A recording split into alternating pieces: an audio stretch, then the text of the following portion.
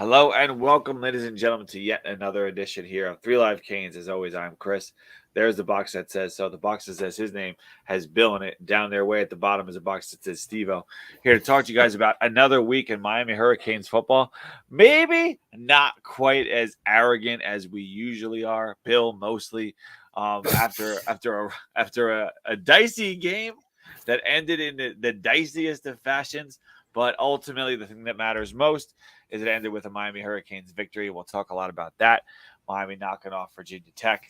And then we will talk about Cal, the game that before the season Bill picked to be a fanciful slapping, a destruction of Miami. So we'll see if Bill has changed his tune or he's still on that same boat. We'll have to talk about that. But a lot of Miami Hurricanes football to discuss. But as always, the pleasantries must be done. So, Bill, how are you doing tonight? I'm big chilling. It the past 4 weeks or so is very kind of stress free. College football watching. Not so much last week. That was a little rough. Heart blood pressure's up. Hair's falling out more than normal. But at the end of the day, we're 5-0. We got a lot to talk about. A lot of different angles and perceptions from the game, but we'll get to all of that. Oh, hold on. Irma Garcia. I cannot wear hats now that I grew my hair out. So, but I love. Oh, you're talking about the hat itself, not me. Oh, thank God.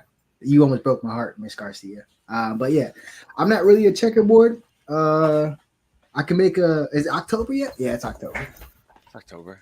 So you got a mask? What's gonna get? Steve, we're working hard to impress the ladies out here, though. I got you. It's October. We'll go pink. But it's pink. I promise. Yeah. Cock to the front like that, Steve. I was like some swag to it. I promise. There you go. Perfect time of the month. I'm always a big October guy. Very good, Steve. How else are you doing tonight? Doing all right? Well, I'm big vibing. Had a great workout before I got here. Great training session. Things are going well with my little brother. Things are going well with Miami. Obviously, we lose this game 30 times out of 30 times in my entire life. My birthday just passed. We won the game. So I was like, oh my God, thank God. Like, we just walked out with the W. I'm in some of the coolest things I've ever seen happen Friday night. I'm sitting there and I'm next to Jaime. That's X's dad. We're in there, the little section where his tickets are at. Right there in the front. Every recruit is there. So shout out to some of our raw players in attendance. But everybody's there. Shout out to Amari. If you guys see Amari, bro, it looks like he never broke his leg, bro. Up and down, no boot, this, that. Gotta tell him to chill. So his recovery, if Canes fans are looking into that, it's going really well for him. Faster than expected from every doctor's point of view. That's not just me gassing it up. It's just what it is. So thank God for that. But X1, we're sitting there and, they call that play 1 versus Florida. X basically obliterated a defender's season. Every time we go to that play, if that's our money play, it's either 3rd down or 4th down, where you get that inside stem on that release route and let X just work underneath on the whip. And either he want to go inside, outside, or outside, back inside. He usually goes outside, inside. It's just better for the leverage that way because you have the defender come inside to outside. So it just makes better sense. He slips, keeps his eye on the ball and catches that. We're sitting right there, bro. This man, feet all out, bro, just butt in the air, just snatch that bit. We're sitting there. His mom's going crazy. Miss Ashley's going stupid, bro. Stupid, bro. Oh my God, it was fun. It was hella fun, man.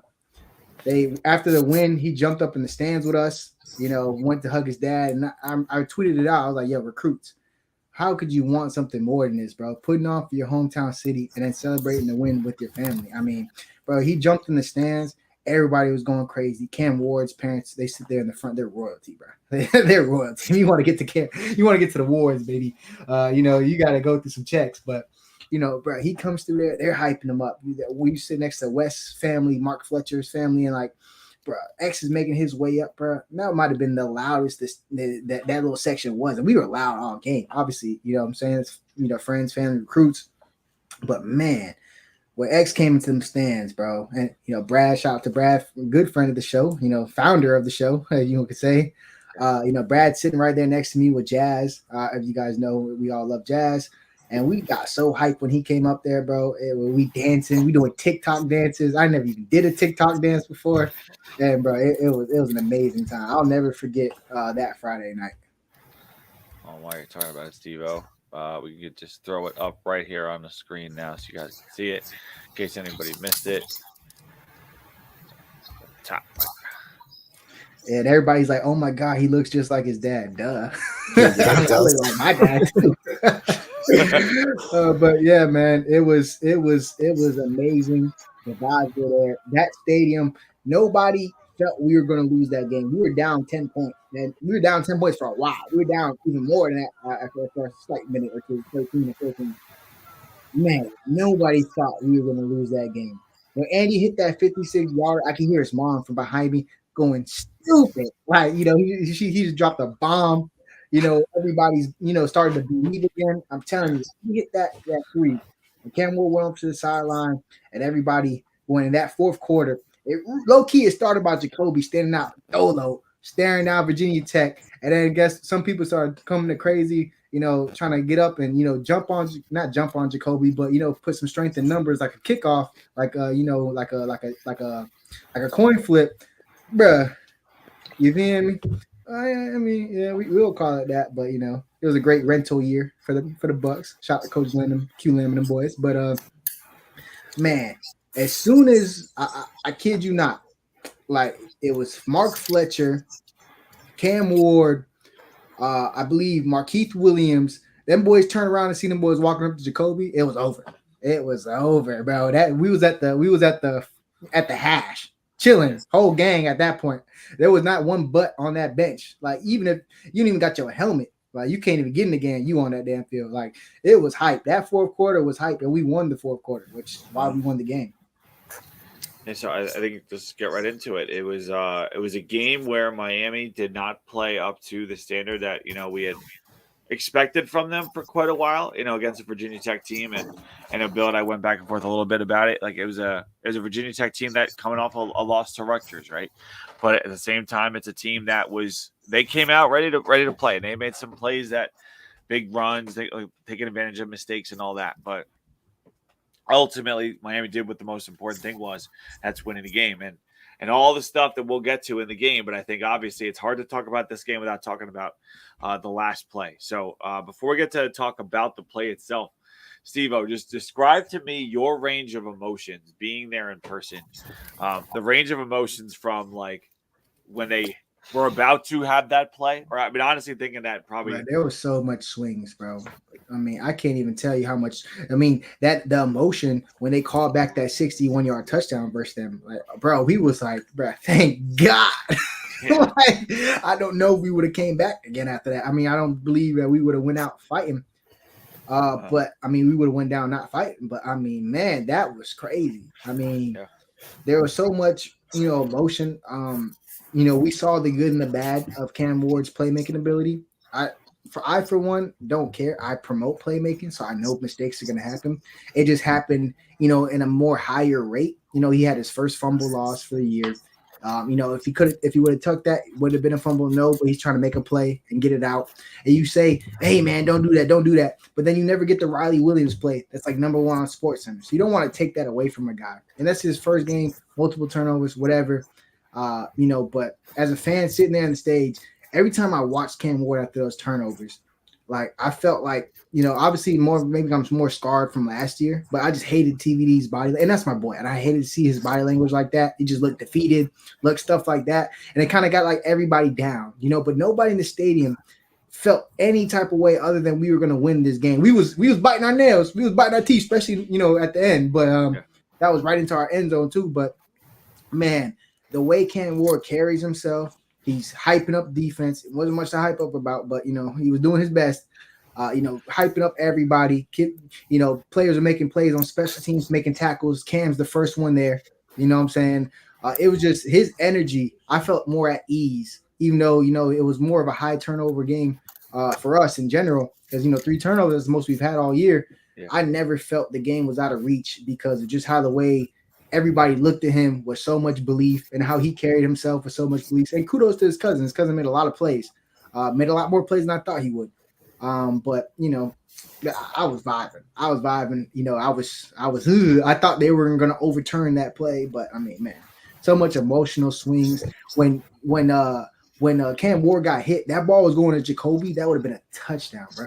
First off, you got to cover Jacoby coming across. That's a sexy play. Double post with X and Horton. Horton running straight at that damn safety. And then shout out to Horton. Cam Ward gets hit while he's throwing that ball, and he comes back and finds that ball and catches it for a 35-yard gain, bro. I'm a glazed Horton if I keep going. But, man, I was so happy, man, with a lot of guys. Francis Malinoa showed us why he's going to be a top 10 pick next year. Remember, I was talking about, like, man, where's the game where you're going to see him 10, 20 yards downfield, knocking a dude out? And guess what? We popped one to CJ. Creative. He wasn't lined up at running back. He was at receiver. He was our third receiver. And we had him tight to the formation for that little reverse. And then here comes Francis, just destroying a guy 20 yards downfield. And it's just that's the attitude. Man, I'm rambling. My bad, bro. So much emotion from that game. Birthday weekend. I don't have the best record on birthdays since the last 2 years we've been cheeks. So, but and then 21, we lost to Virginia on that day. So, it's been a little bit. I had Duke 2020. That was a great one. My boy Marcus Park had a pick. We was going crazy. Harley broke a record. We was going crazy in 2020. But it's been a streak on my birthday since, and I'm happy we just righted the ship. There you go. We got it together. We were able to figure it out. And Steve was saying, that diciness of the last play, it's easy to swings of momentum. Bill, what were your thoughts on the very end of the game and how that thing? And I saw some of it in real time via text message, but what were your thoughts on how how everything transpired there at the end? Oh, first, I was the only one to remember Steve-O's birthday. I had to remind Chris that it was Steve-O's birthday. Just to put that out there. What'd you even say? You said happy birthday, Steve-O, like some doof. You sent the gift. Yeah, did he gift? Yeah, but like a lame one. It was a Mike Harley gift too, because I knew the Broward connection. Yeah, nah, bro. You can't come like Bill for this one, fam. What gift was better? Like, what did you enjoy more, Steve-O? Mike Harley or this? He doesn't remember what you put. He remembers. It was this one. I searched up Broward County gifts. This is what came up. This dude, little kid, falling off the hay. Classic. Anyway, go ahead. Go ahead, Bill. Yeah, so I think the first things, it shouldn't have ever come down to that, right? That ball's got to be batted down. But watching from the TV, side of things, you could tell that it was close, but you saw a lot of just hand fighting. You couldn't see anything. Horton comes up with the ball. He was wearing a different jersey, so that was confusing too. It was like, who the hell is that guy? And that was very confusing. Yeah. And then you had Andre Ware, who was campaigning harder than Trump and Kamala for Virginia Tech to win that game. He would not shut up he just kept repeating the same thing. There's not enough. There's not enough. There's not enough. When the entire world is looking at this angle and you see the ball moving. I hate when he calls our games, bro. Yeah. Like 2019 FIU or 2018 FIU, I'm gonna slap him. Yeah, I don't know what it is with kind of the announcers doing. I was just watching the Mets game, and there was a close play at second. They called him out, clearly safe on replay, and then I was like, "There's not enough. There's not enough." He must have been taking notes from Andre Ware, but the whole world saw it. It was moving. I was not convinced that they were going to overturn it, and then especially the way the ref announced it, where he said the call on the field, which is typically how you say the call on the field stands. Yeah. Gives the old okey doke, says it's reversed. But kind of just up and down, right? But at the end of the day, they got the call right. And the only people that don't think they got it right reside in Blacksburg, Gainesville, or Tallahassee. Everyone else knows that the call was right. It just took a while, right? That the refs made the wrong call on the field. They weren't even in position to make a call. They just ruled it a touchdown for absolutely no reason. A great comment here from the Crib 305. Like, no possession. I was told they called it a TD because they didn't know, and that's the only way they could review it due to no clear possession, which is possible. They're going to review that play anyway. No matter what. Ball. Yeah. I get the Virginia Tech player attacked the ball out the air, and he did have it as he was coming down.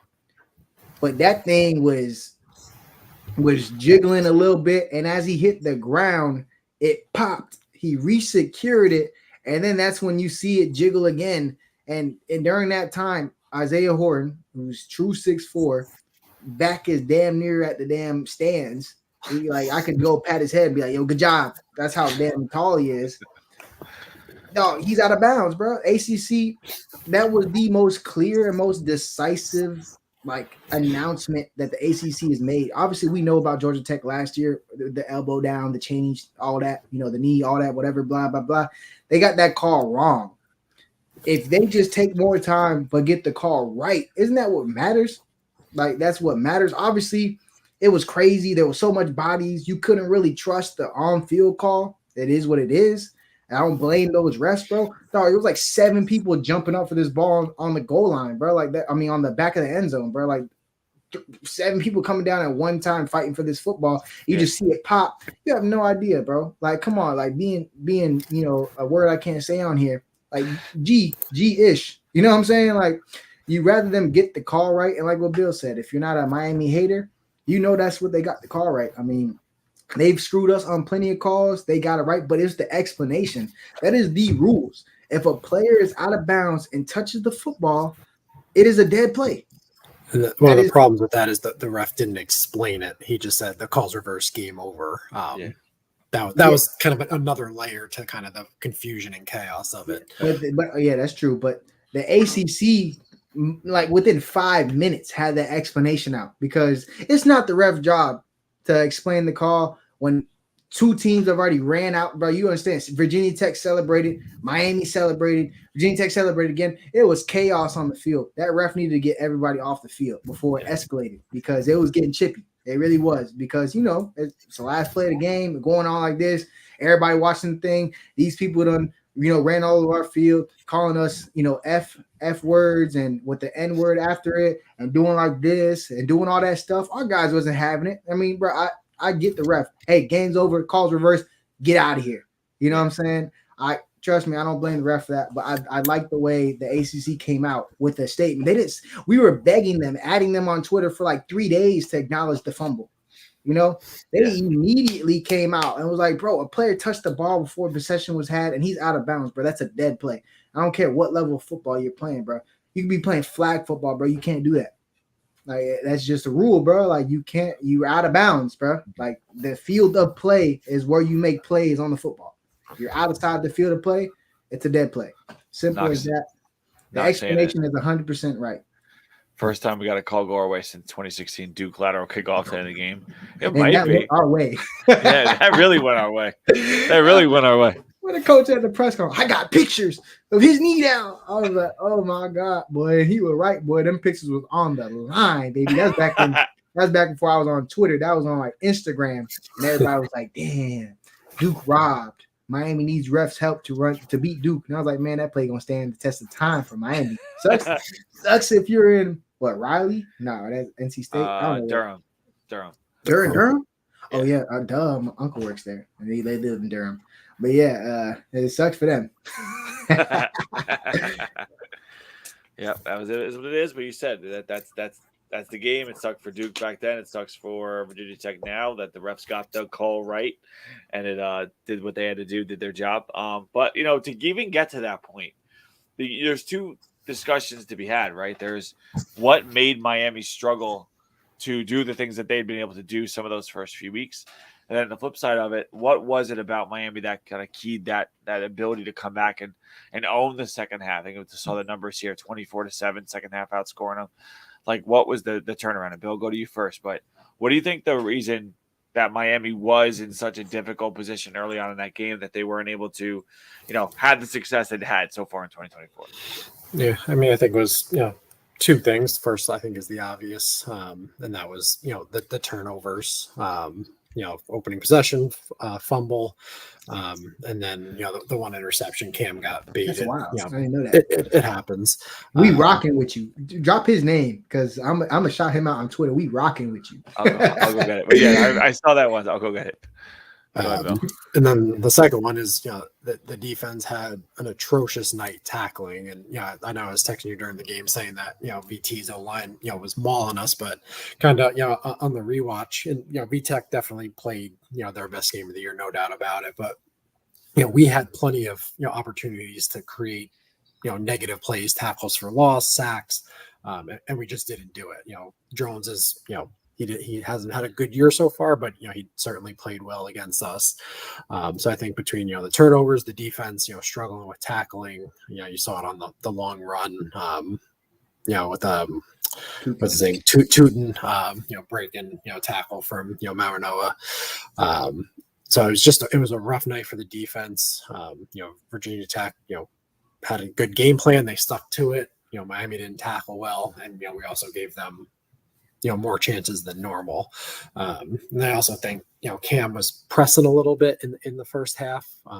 He's a gunslinger. He wants to make big plays, but there was quite a few shots that he took where someone was open underneath, or there was an opportunity to kind of take what the defense was giving. And I kind of I'll put myself on blast. I texted Chris at one point and said, Cam is playing like Ja'Cory Harris, meaning that he's just going for it all, like throwing deep.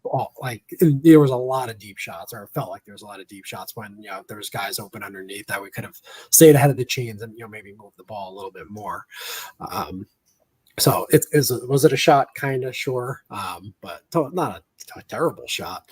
But I think he probably could have played a little bit more within himself, earlier in the game. Took some easier completions, and I think that would have helped. But overall, I think it was just the defensive tackling, and the turnovers that really made this game what it was, and why we needed a couple, miracles, so to say, to close it out.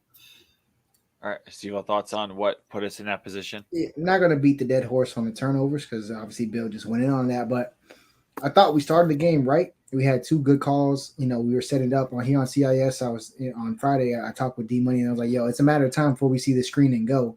And they've been setting it up with the motion man, They finally get it down, a big play to Elijah Arroyo. They get a big play to him on a free touchdown, load the box, make it look like a run. Great ball fake from Ward, get it down to Arroyo. It was a great fake, way to hide it behind him. I know when we're looking at it from this way, it looks like the ball's right there. But if you're like a defensive lineman engaging with a damn lineman, you're not gonna see that ball behind him. You know what I'm saying? Yeah. So great fake, great stuff like that. I think we started off right, but defensive tackling was atrocious. And I've seen too much people that are excellent open field tacklers. Daryl Porter Jr. was one of the highest graded open field tacklers in general last year. He missed too much plays. They made an adjustment. They put him back outside. Anytime he's in the slot, all they're doing is running him. They're taking our best cover guy and basically just doing whatever they want because he's running 30, 40 yards before the snap every play. And he has to run to 2 or 3 poor people. So they moved him back outside, did not giving up another reception. So I love that adjustment. Hey, they're just going to play with you and, well, and make that. But defensive tackling was atrocious from linebackers to D linemen. I see someone put in there. Austin had, a couple of missed sack opportunities. Both those missed sack opportunities could have resulted in touchdowns. We could have had a big play going the other way that resulted in a touchdown. One of those plays that Austin missed, you had Zaquan Patterson shooting straight up the middle, tripped his feet. That would have been a big hit. That ball was coming out if Zay hits that man. I'm telling you, I've seen it in person 1,000 times. I've seen it in 7-on-7 when you're not even allowed to hit people. It's just what Zay does. He gonna knock that football out, bro. Like that's what he do. So it works like that, man. And then just the pass protection, bro. I'm sorry, but like defensive line for Virginia Tech, they're a top 10 group in the country. They played like it. Number 16 for Virginia Tech, he beat Cooper one-on-one on the spin move that had me screaming, bro. I was walking up and down because it's just like, bro, how? He's beaten Markel Bell a couple times. Unfortunately, we knew this was going to be a big jump in competition. This is his first Power 4 competition. And then not just a normal Power 4 unit. This is a regarded top 10 unit.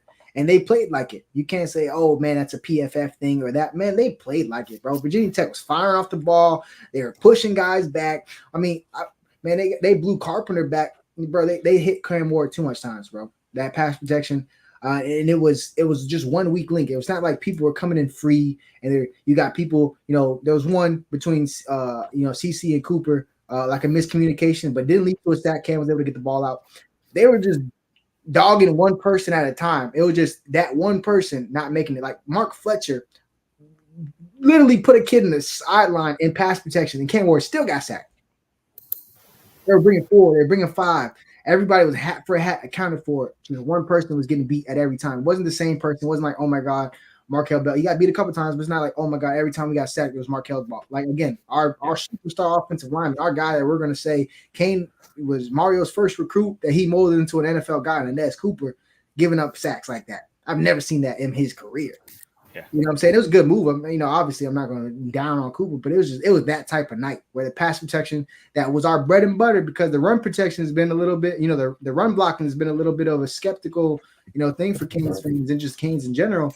But we've always been able to rely on that pass protection. We keep Cam Ward upright. If he's taking hits, it's because he's extending the plays out the pocket, and we've already talked about those.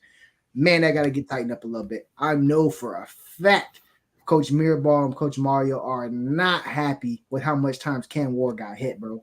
He got hit way too much times, man. Way too much times. So that's my biggest takeaway, because we're not going to run the ball super successful. Thank you. Leading me into my next point. The Cal linebackers.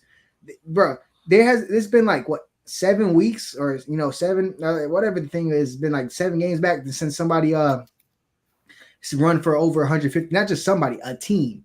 They've held every team for the last 7 games under 150 rushing yards. Dog, they play really good run fits. They don't make mistakes. Yeah, you can out-athlete them, but in the box, they're able to make it work. You get them on the perimeter, maybe you catch them slipping. But we're going to have to pass protect really well this game to keep Cam Ward upright and get these weapons to football, because he cannot be taking hits like that, bro. Like, he cannot. Maybe did it rattle him, and that's why he threw the picks? I don't think so. I just think they were genuine picks. He didn't see one guy dropping underneath X's thing. Like, it's not like these are terrible turnovers, bro, that you're going to turn on the tape and be like, oh my God, you're worse than the Dolphins quarterbacks. But it's just like, those things just accumulate, So when things rains, it pours. It poured, and we put on the rain boots and got out of there with a win. Winning the ugly ones, oh my God, bro! Like, it's so much better driving home after an ugly win than an ugly loss, bro. Like, I'm taking it all day. 100%. Or a better an ugly win than a pretty loss. We're like, oh, we did everything right, but they just got us by 1 or 2, for sure. Let's flip it around now. Before we get to the Cal stuff, can you think of a play that you saw during the second half when Miami was starting to get it clicked, where you were like, oh, now we got it. Like, we figured this thing out. Like, something that stands out to you. Bill, if you have one ready to roll, go ahead. Otherwise, Yeah. I can see we're going. Go ahead. I mean, I don't know if it was a play where I said it clicked, but once that the Riley Williams play happened, I said, we're winning this game. That this is it. We'll punch it in. We'll play defense, and we'll get it. We'll sneak away with a win. It just happened to be a lot closer, due to the Hail Mary. But I think that kind of play defines kind of who Cam Ward is, right, and kind of what this team is about, right? You have Cam Ward making a crazy play, but Riley Williams, who got knocked down on the play, pops back up, and then has the awareness to look for the ball and then to make a play. I think he stiff armed a guy before he got down to the 1 or the 2. So that was when I exhaled a little bit. It's like, we got that, or we got this. And then obviously, we already talked about the Hail Mary and all that, which immediately followed that. Right, Steve-O.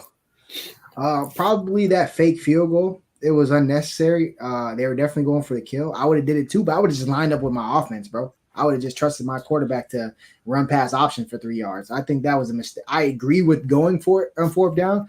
You're on the road. You can take the life out of the stadium right now. If you convert this, obviously it was a big play on a turnover. A shout out to Elijah Arroyo, who's been getting his flowers all over social media. Rightfully so, because he chased that thing down. And then I would say Malik Bryant, Anthony Campbell, and I forget who else they shouted out for it, but man, them coming up for that field goal, I was sitting there screaming, bro. I went, got some water, came back, had a fight with the dude because he was trying to oh no, you can't keep the cap. We have to take the cap. Bro, I'm like, bro, I'm not throwing it at nobody, bro. Like, I hate going down there, bro. Top Dippin' Dots people, they love me, baby. They love me. Down there a little different. Man, like once we made that stop, that's when I knew we was winning that game. Because after that interception, man, Cam was not rattled. He was never rattled. He was never that look of, oh my God, no, what do we do? It's over. There goes my Heisman campaign. Nah, bro, went out there and just made a Heisman moment. He made like 3-4 Heisman plays after that. Obviously, we just talked about the Riley Williams one, but I mean, man, that run, that 20-yard touchdown run, bro. Like, dog, like he made plays, dog. That's how you get your get back. Not crying over there with his head in, his head in his lap, not, alienating himself from the guys. Everybody was there hyping him up, yo, just like how he is when people are out there making plays. I'm telling you, like, you're a freshman on punt coverage. He hyping you up. He doing this. As long as he has that energy and that persona, I feel like we can win any game, no matter how bad it was. And yeah, I see people talking about the depth. I mean, not the depth, but the fatigue on the defense for sure. That USF game, they played a lot longer than I thought they were, because we pulled away in the second half. Yeah, we started putting young guys in, but them young guys already playing for us. They already. Yeah. You started talking about young guys. Man, most of them young guys playing already. So it's like, I get it. We were definitely a little tired. Anytime you play a USF or a Tennessee, it's like a thing where you're a little bit more tired because of how much blades of grass you got to cover. Right. But that's no excuse for the level of tackling that we saw. I mean, Mish Powell, you had a missed tackle and then came back with interception the next play. And I was like, that's how you respond. And then there's just too much more missed tackles after that. And like, that's a leader on defense. Kiko Maono, we talked about his missed tackle that resulted in touchdown. Kudos to Virginia Tech. It was a great play call. Get the man coverage, do the first motion, second motion, basically made that way where there's nobody over there. So, I've chalked it up to play calling and stuff like that, but you got to make that tackle one-on-one. You know what I'm saying? So we could have got the quarterback on the ground a couple times. We just got to tackle better, man. We really just got to tackle better. I don't want to say nothing that get me in trouble, but I'm all for it. For that. So on the just on the fake field goal, which is by far one of the worst coaching decisions since the lack of Neil last year. So I was David Lake at 24/7. He said on his recap or one of their pods that Mish Powell actually saw something that said it was going to be a fake. He checked the punt fake. Check to it, and Malik Bryan came up with the play. So, I know Mish kind of had a rough game tackling that interception, but that we talk about Wario, we can talk X, but that check to that fake the field goal, I guess adjustment, that was probably the play of the game. Looking back, those little things. It's like the little things in guys like a Mish Powell, like. Talking about a dude that played in a national championship game not too long ago, and now he's one of our smart guys, our veterans on the defensive side of the ball. That's the kind of stuff you're looking for, right? Getting guys like that who've been in big moments, and look at that. Is what he saw in a big moment obviously paid great dividends from it. And we were fighting adversity all game. We had a touchdown call back that was a phantom hold call. The dude tripped into Markel Bell.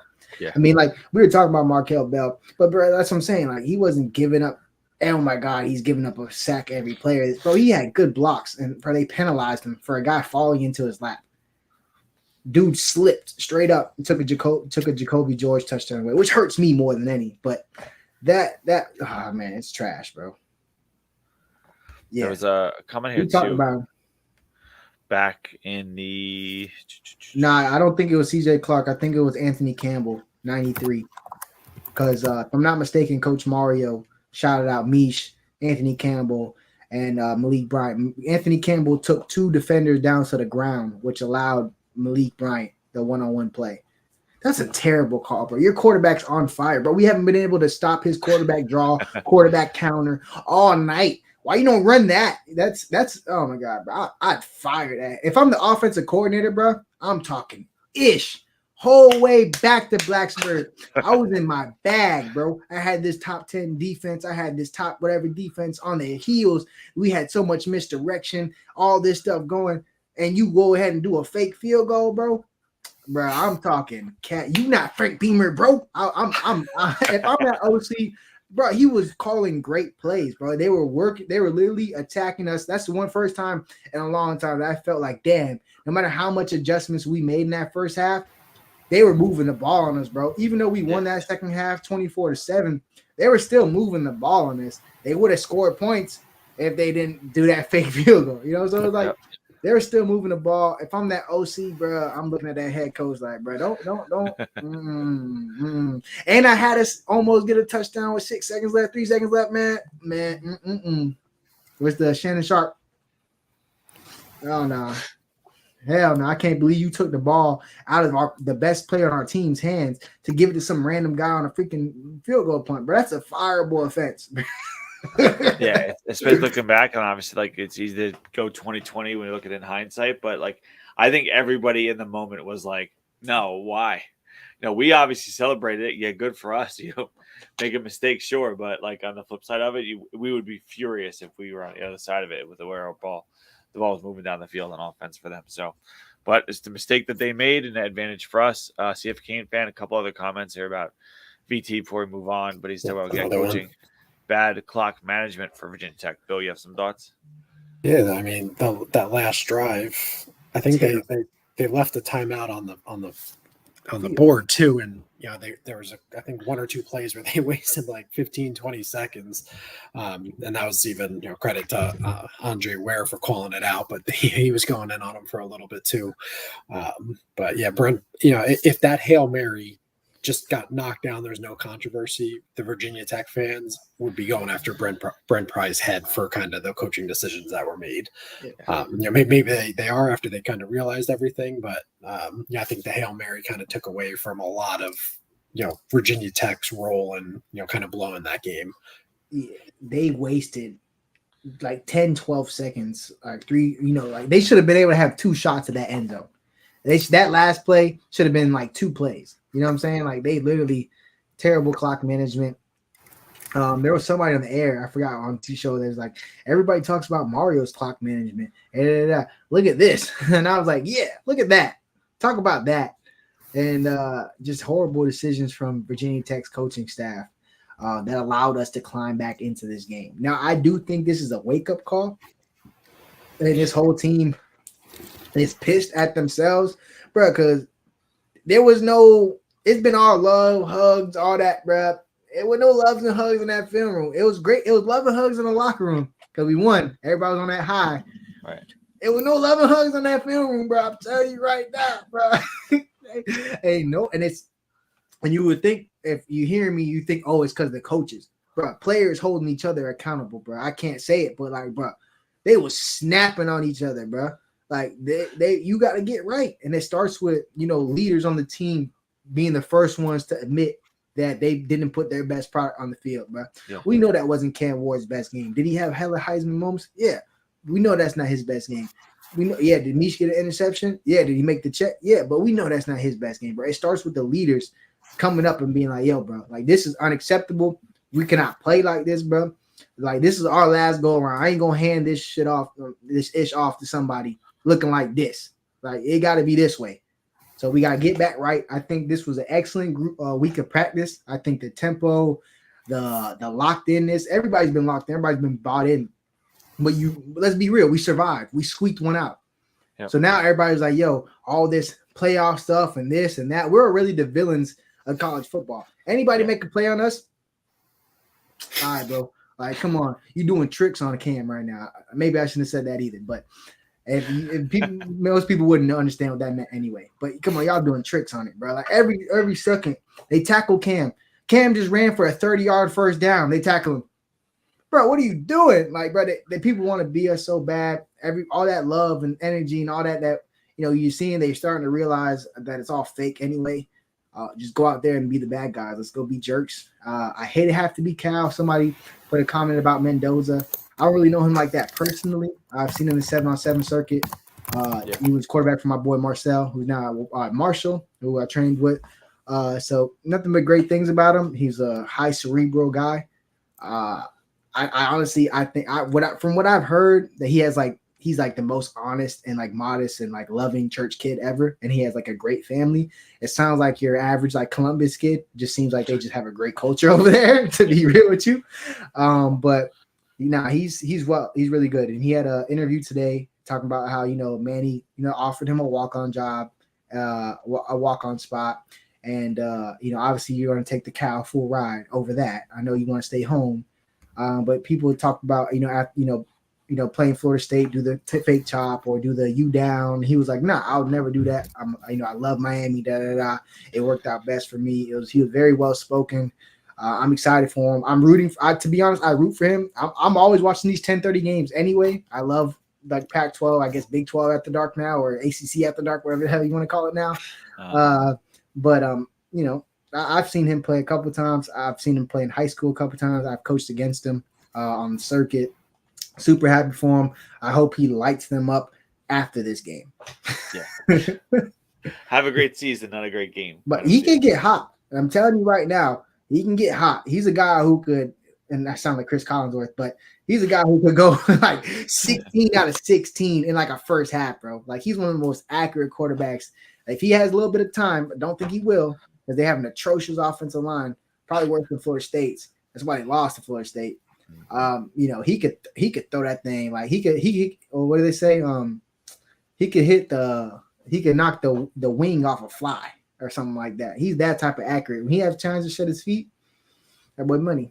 Just hope everything going well for him following next week. If you want to get a garbage time play, go ahead, fam. I ain't gonna hold you. But when we up 45, go ahead, get your little Instagram post in. But man, nah, we gotta do what we gotta do. Very, very fair. And Bill, this is talking about Cal. So this is a game that you identified before the season, and you were nervous about it. You predicted a loss. I think Steve-O and I forget what our predictions were, but I know you predicted a loss for this one, Bill. So what are your thoughts now after all the progress this team has made so far this year? Yeah, I think I was kind of a week off. I knew we were going to kind of have one of those, I don't want to call it a letdown game, but a letdown game. And kind of when we were doing those predictions, I was between Cal and Virginia Tech, and I went with Cal because it was on the road. But I do think that the Virginia Tech game was a wake up call, and just kind of based on what I've seen from Cal, right? They haven't given up more than 14 points in a game all year, which is crazy. But they did lose to Florida State somehow. So I don't think we lose this game. I think we kind of got that oopsie out of our system, on Friday. And I think it's going to be all business Saturday, but it's not a pushover by any means. I was arrogant last week for the first time probably ever in my in the last 15 years or so, and I will not fall into that trap again ever. It's going to be a dogfight.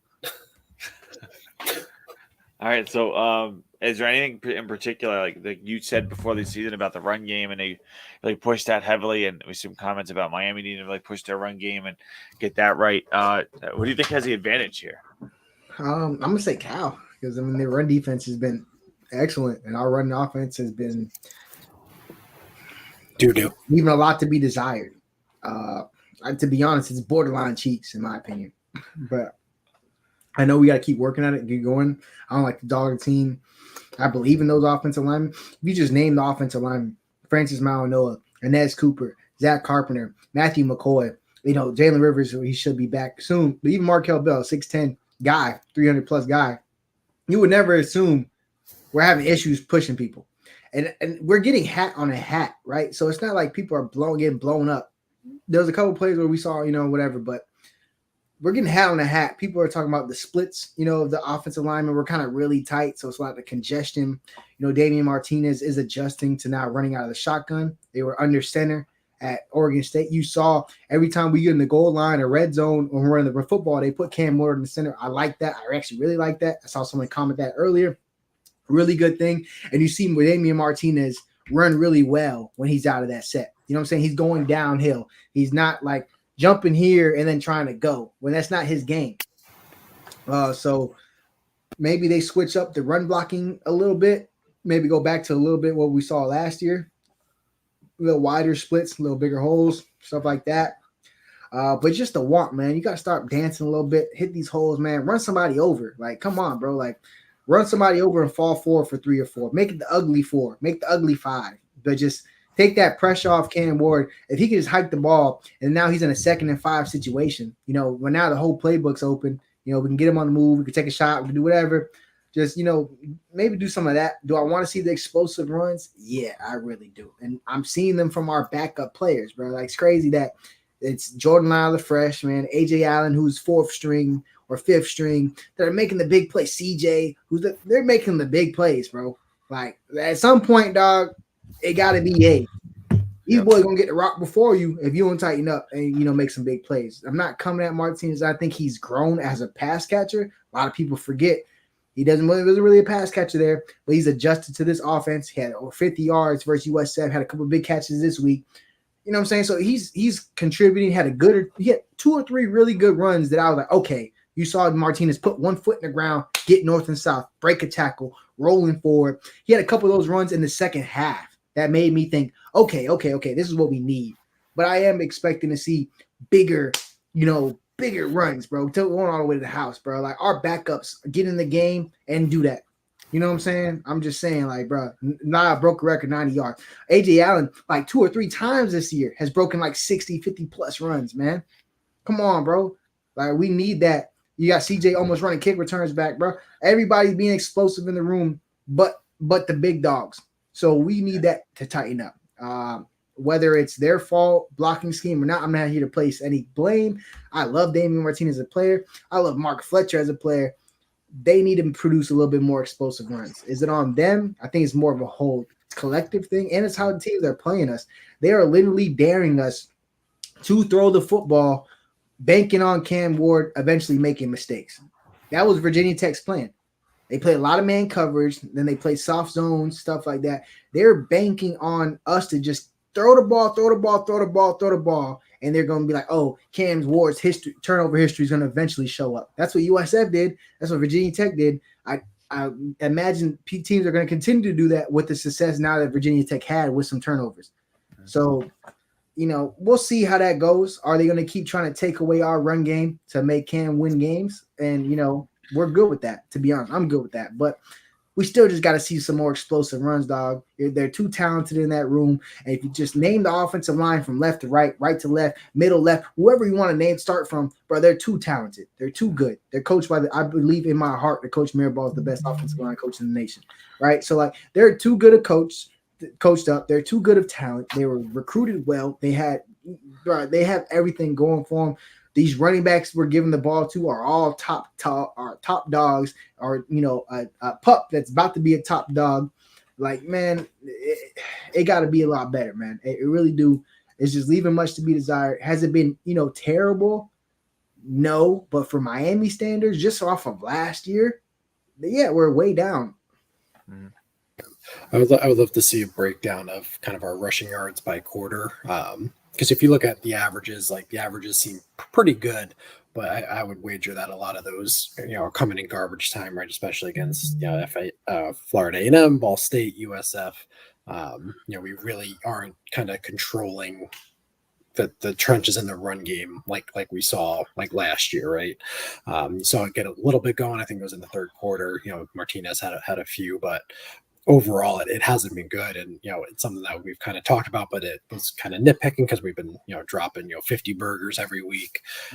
But at some point, right, we're going to have to do it, right? If Cam's off, that they're taking away the passing game, but they got to either start kind of doing a little bit more misdirection, or kind of throwing some more wrinkles in there.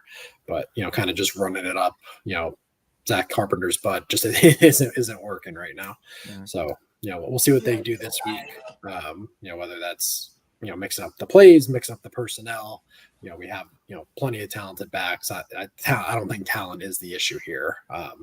So we'll see what happens. I'm not ready to write it off because I know what it can be, but through 5 games, it just hasn't really been there. When we needed it, but in terms of being consistent, when we need to get a yard or two, we can get it, but you would love to be able to kind of control it a little bit and then kind of work in that passing game after it. All right, well, let's take full stock of where we are, what we've been talking about now, and what has become maybe the most important segment of each and every episode of the show. And that's we will take a look back at our predictions from last week and then makes our own calls about this week with the game that, is becoming increasingly important with college game days focus on it and the ridiculousness of the Cal fans. But let's take a look back at last week's score prediction challenge. Bill, take it away. All right. So our fan of the week was Josh. I haven't seen him in the chat yet. So if you are here, Josh, pop up in the chat. But coming in fourth place with his 52-17 prediction, Steve-O off by. We had 2 touchdowns wiped off the board. I ain't gonna lie, we would have had 52. Chico. Well, sure. Cheekso over here. So Steve-O was off by 31.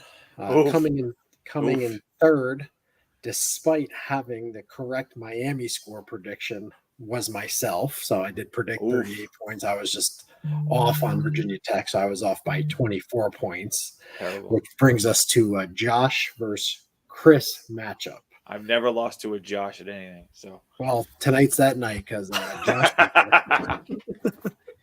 So Chris then we had a fan win. Chris was off by 21, and Josh was off by 14 with his 41-23 prediction. Look at that! So Josh fan victory. Fan victory. Hate to see it. 4 weeks of doing this, 4 different winners. That's got to be a first. So I don't believe Josh is here to defend his title. So Chris has the second place. No, you can't do that, bro. We're not gonna get no participation award. Somewhere out there, Josh, you a winner. So we'll go in reverse order. So Chris, you can make your prediction, and then you can pick the fan of the week as we. No, I think we go fan first now, right? I think we pick a fan. No key fans have to go first. They won. Yeah, fan has to go first. So while the fans are throwing their scores in the chat, we'll do we'll go over the crazy predictions from last week. Yeah, fans, everything. Throw everything you got in there. We want to see score predictions, crazy predictions for plays or stats or whatever. Throw it all in. We'll pick some stuff. So Palm Coast Kane predicted a end around touchdown for Jacoby George. That did not happen. Chris predicted the Cam Okey Doke on the goal line, which I thought was going to happen on that one because I texted you about it. That was close. Yep. Steve-O, you predicted an OJ interception. I didn't throw the damn ball to him. That did not happen. So damn scary. And I predicted a punt block, and Virginia Tech only punted like 1, so that did not happen either. So we've yet to hit on one of these kind of crazy predictions. Not great at these. We're like 0-80. Oh, there's Josh. Oh, there he is. There's Josh. All right, Josh. How you doing, man? Congrats. Good job, Josh. You got to defend your. Should we let him defend his title, or what are we doing here? I don't know. Nah. I think it's the fans. Credit. He represents the fans. Like, let him have his win, but then we'll still go to the next one. If Josh wants to pick a fan, I don't know how that works. How about we'll let Josh pick? We'll let Josh pick. Just put the name of the person of the comment you put. We'll do that. You go ahead and you pick the fans. I don't know why we're calling y'all fans. We're all fans here. So go ahead and just pick out the chat. That just sounded weird calling fans, bro. Pick them out, Josh. Your score prediction out the chat. Whoever score you're feeling, just drop the name in the chat, and we'll go with their score. Here, I'll throw some up here so Josh can see. But Mike M, the kid, Canes 49, Cal 17, Port Knox 35-17, Cribs got it 49-10. B Harp 75 got 44-13. Byron Ross 43-21. And you Canes fan U is at 45-21. So Josh, you just throw something, whatever you like, whatever sounded good to you. You let us know. We'll throw it up there. Oh, here we go. FPL stateside Twitter 35-24. We got Port Knox. All right. Long time OG of the show. What was Port Knox? He was 35-17. 35-17. Okay. There we go, Knox. Good work. Thank you, Josh. Excellent work. Big victory for you, representing the entirety of the chat out there. Absolutely, 100%, Josh. All right, so Bill, what do we got for all of those were bad. All of our things are bad. We got a couple suggestions already for the crazy thing. Cribb's got a DL scoop and score. Port Knox got a CJ kick return TD. Cam Close last 400, week. 403. That's not even a crazy prediction. That's like every day. I like the scoop. I think the scoop and score one is good. Scoop and score. Yeah. All right. So we'll go. I'm gonna Cribbs go with got the it. Emery Williams touchdown pass. Emery Williams touchdown pass. All right. That's for you, Steve-O? Yeah. I'm gonna go. Cal does because some player on Cal makes a play and does this, and then on the very next snap that Cam Ward has, he throws a touchdown. Okay. So if it's like a defensive like knockdown, like a little pass defense, next play if it's an interception or something or like a third down, the next time he's on the field, first play touchdown. He low-key did that versus Virginia Tech. They just called a touchdown back. See, I'm logging all this stuff, Steve-O, logging it. Trying to write this. I wrote Cal Moxelli TD right after. That's all you need. I'll remember. Yeah, that's actually a great little abbreviation. Cal Moxell. Yeah, I see you, Bill. So my prediction. Hold on, wait. Before we get the bill, Josh said he also predicted the Jacoby George swag penalty. Bro, that should not be a penalty, bro. But whatever. Steve-O, I think Steve-O said that. Like Steve-O said, like that's gonna guaranteed happen at some point. Some of those lines. Steve-O was like, "Well, yeah, obviously that's gonna happen." So. Bro, you span the ball, bro. Let them, bro. They doing too much, bro. Mario was pissed at them, bro. Jacoby did not taunt the guy. They're saying he spanned the ball on top of the guy. The guy was standing perfectly up, walking back to his huddle. Like, bro, come on. So in the beginning of our predictions for our season predictions, I said that there's always kind of one running back that just goes off on us, and I said Jaden Ott would be that guy. I don't think he is that guy. I say we hold Jaden Ott to under 45 total yards rushing. Whoa. Yeah, nice. What did you say before the season started? That he would have 190. No, it wasn't 190. Wasn't it like something like? Nah, it was 190. It was exactly 190. Oh, all right. So I have Ott with the under of what did I just say, 45 yards? Yeah. Look at the Josh says now I got to rewind and watch because I showed up late. Yeah, they try to siphon off your victory, dog. They try to pass that bit on, bro. I was holding it down for you, Josh. All right. So let's go on to the score predictions. So Fort Knox at 35-17. Chris, you're in second, so you get to go next. Oh man. Shoot. It's a weird one. I'm gonna go. We get 2. No, I think you're gonna Carry the one. Factor in the wind. I'm gonna go 48 to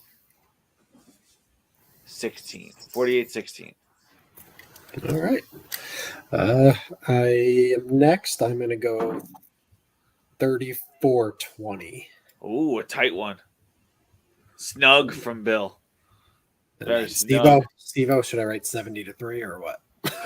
Nah, I don't think we'll put up 70 on their defense. I do think we'll put up I'm gonna say 45-10 or 45-13. That'll be mine. All right. So you and Chris are pretty much in the same range, and myself and Port Knox are in the same range. So That's gonna have a lot of decimals. That's not gonna be a fun answer. A lot of decimals over there. We're doing an odd square root, Meggy. No, it's like what? 6.88 something or probably. So I'll math that up. 40. Yeah, it's probably like 6.85. Let me I gotta do it now. Square root of 47. 6.85, Steve-O. 6.8. Nah, it's a long 8.5. Damn, 6.8556546. Sound like a damn number. I'm about to call somebody. What a math animal, Steve-O. What a great job by Steve-O there. Not to interrupt math class, but on our season prediction thing where I wrote down all the wins and losses, I did write 190 next to the Cal L that I predicted. Oh, I do. Look at you. You're a believer now. Look at Bill. He's a believer now. Based Coming off Bill, our worst rush defense of the year. predicting that. That's what's up. And I just don't think Ott is all the way healthy either, bro. Because he don't look like how he looked. I've seen him play a couple times, and he's a monster. I'm just being straight up. He's an NFL guy. I was looking at his stats because I didn't want to cheat. He did go for 73 against Florida State, so it's not like he's been a bum all year. I know he was hobbled earlier in the year, but yeah, they're coming off a bye too, so he's probably as healthy as he's been all year now. So he's watching this show right now, just getting out of practice at 7 p.m. over there. He's like, oh, Bill, you got something under 45? Oh yeah, watch this 46. See how he like it.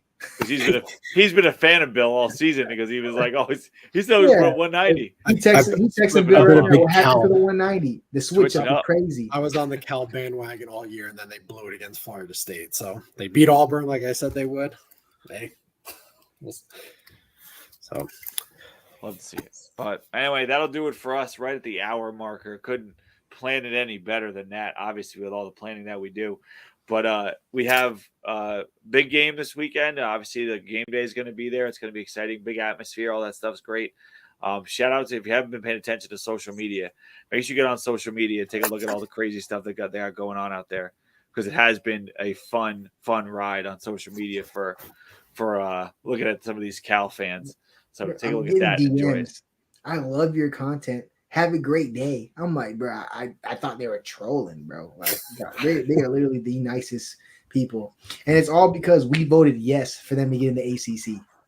They love us, bro. We're like their knight in shining armor, bro. They would have been in the Pac-12 with Boise State and Washington State if we ain't vote yes. Yeah. You know what I'm saying? Like, they would have been playing San Diego State right now, bro. So just no disrespect to them, but no, obviously getting $8 million, getting whatever they're getting from ACC, even on the pay cut, is just way bigger. You know what I'm saying? And you're not playing games on CW. Even though ACC puts games on CW. I remember TCU trolled SMU for having the game on, and SMU just blew them out by 50 on CW. Yeah. But it's going to be nice. The Canes fans have been really nice back to the Cal fans. It's been more of like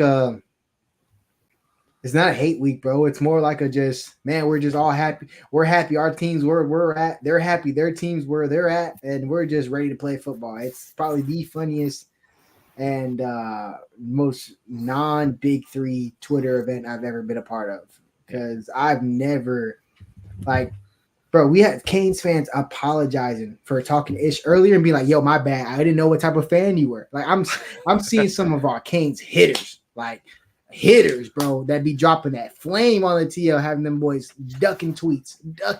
Y'all know who they are. They call him Big AirPod. That's my boy. He be having me rolling. Man, even, bro, our big hitters are they like, yo, we good, Cal. We good. We good, Cal. It's pretty good, but yeah, enjoy it. Seen there, yeah. There's a lot of good ones. Commies versus convicts has been my that's the funniest one that I've seen.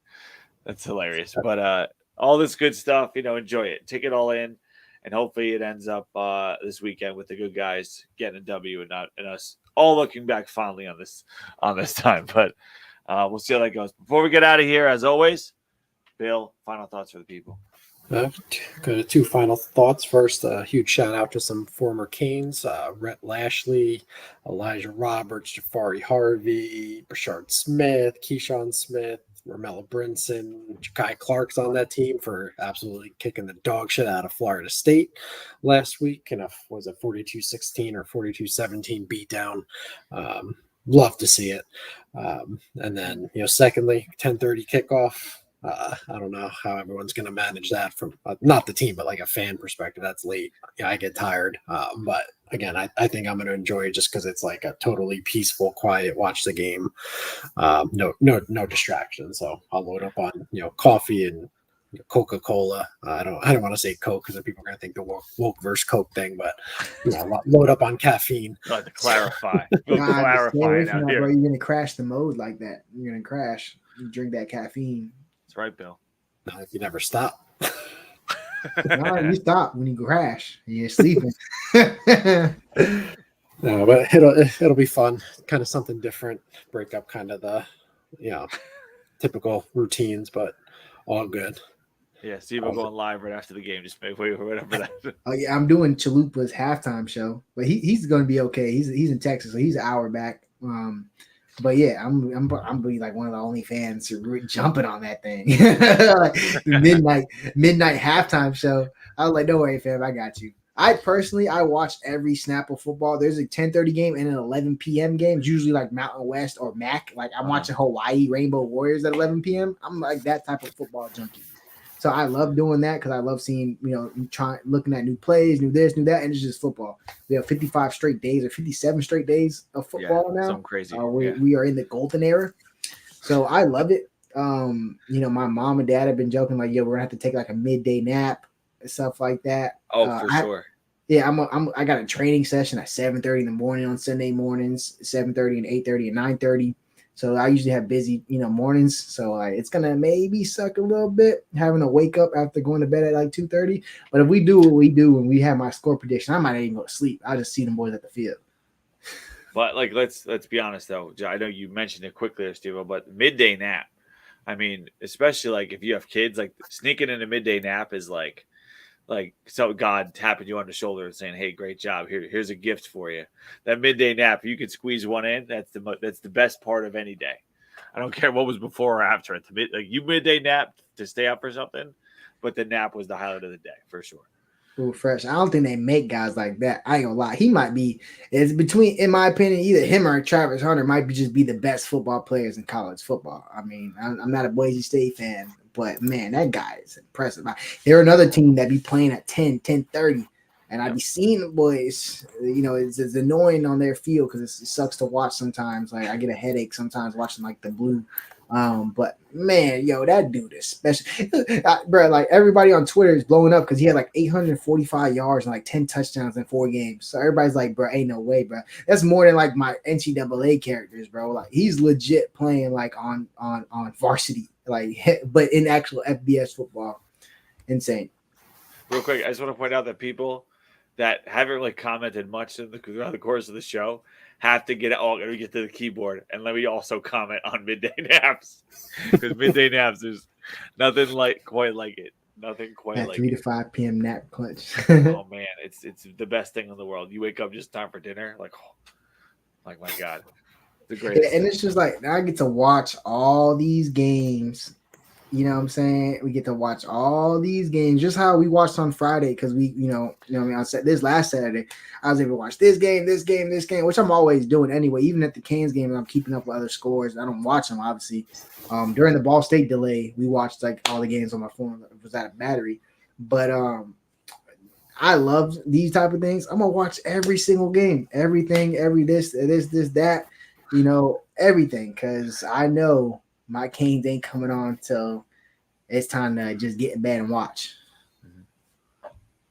Jesus took naps. Anyway, Steve-O, final thoughts of people before we get up out of here. Don't sweat the time change. They're going early. Cam Ward is used to the West Coast. Damian Martinez used to the West Coast. Leaders on the team, Leash Powell, Washington, used to the West Coast. Some of our guys we recruited from out that way. So don't sweat the time stuff too much. It is a thing, but it's more of like a coming back thing, in my opinion. Like real deal. They're going to be like, oh, but they're not used to playing a game at 1 a.m. at our time. Bro, if they could play a game at 1 a.m. our time, they'd be doing it, and they'd be doing it just fine, bro. Like they'll be okay. Lock in. Tell your family you love them. And yep, go Canes.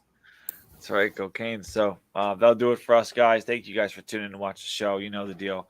Follow CanesInSight, us, all the guys, like the little ats that appear next to our names. Make sure you guys go out and support Canes Connection for all the great stuff that they do. Obviously, it's always a great part of the deal.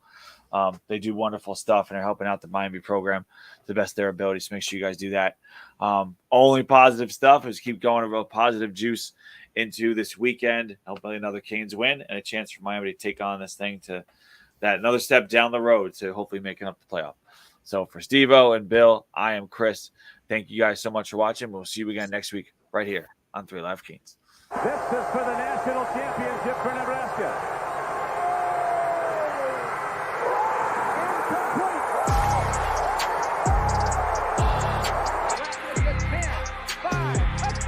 He's a stud, that Brown, number 98. three. Slips to the outside, tries to stiff arm, and he couldn't get by Ray Lewis. Big time players.